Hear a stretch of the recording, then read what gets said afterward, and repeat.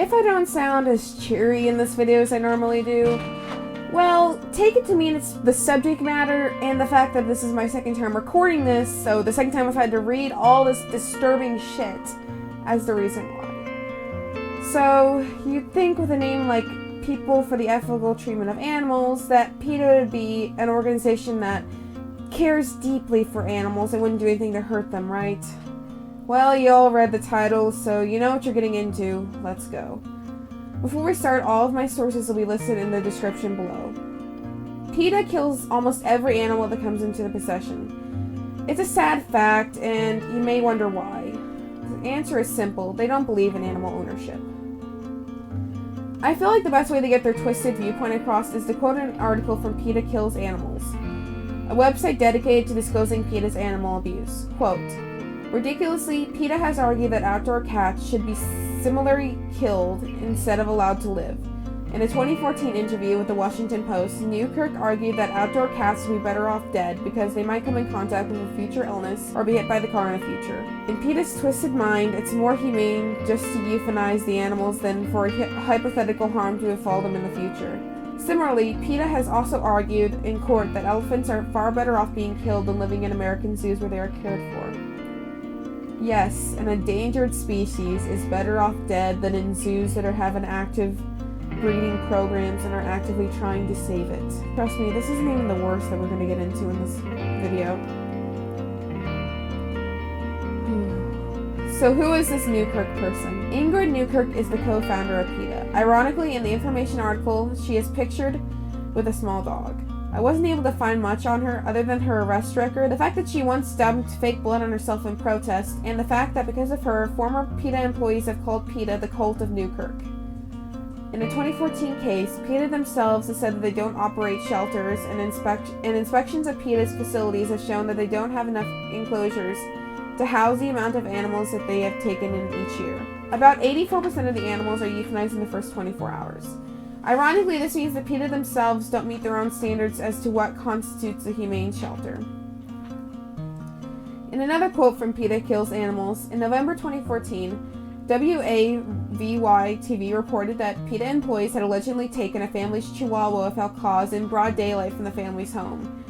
A surveillance video showed a van branded with the PETA logo pull up in the driveway, followed by a worker seizing the dog and driving off. Wilbur Crete, the dog's owner, said that PETA employees later returned to his home with a fruit basket and news that the dog had been killed. The Accomack County Sheriff charged the employees with larceny.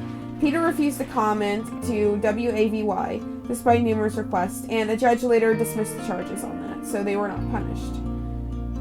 This is straight theft. PETA had no authority to take the animals from people's property. If I'm honest, reading this quote makes me feel sick. They took joy in killing someone's pet.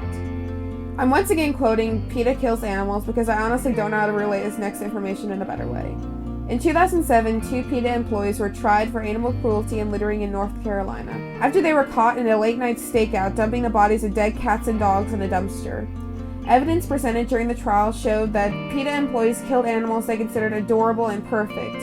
Likewise, witnesses at the trial testified that PETA told them that they shouldn't have a problem finding homes for dogs left in their care. Other North Carolina shelter personnel testified that they were under the impression that PETA would find homes for the animals that they handed out for the PETA.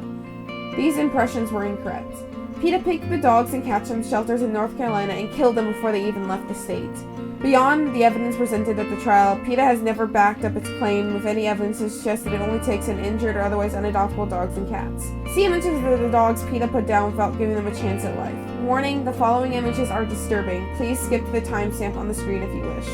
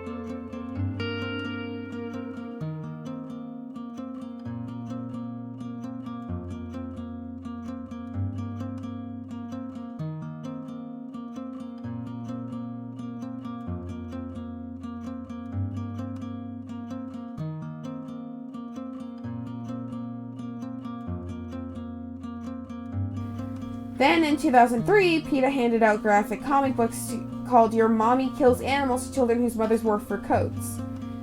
And on top of that, PETA is also giving funding to terrorists. In all honesty, I do not want to continue on because this is making me sick. What can we do? Not a lot other than speaking out. Our voices are powerful if we are persistent. Thank you guys. See you guys next time. Bye.